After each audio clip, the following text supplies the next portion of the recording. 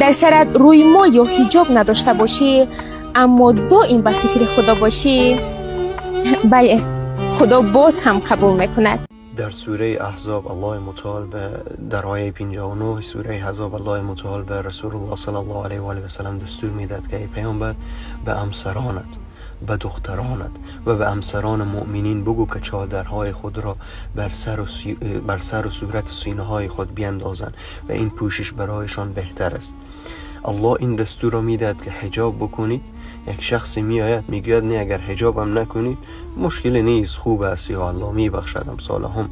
یعنی این هست حرفی که الله نزده، ربط دادن به الله متعال و این قسم صحبت کردن یعنی کفر است. انسان رو حتی در بعضی جا انسان رو از دایره اسلام بیرون میکنه. تو حرفی که الله نگفت، الله تو را دستور به حجاب میده، تو میگی نه مهم نیست اگر حجابم نکنی امثال هم. پس بنان یا این انسان هایی که همچون حرفای میزنن یا واقعا همون شیاطین انسی هستن یا آنقدر غافل هستن که نمیدانن چه میگوین. الله هدایت بکنه.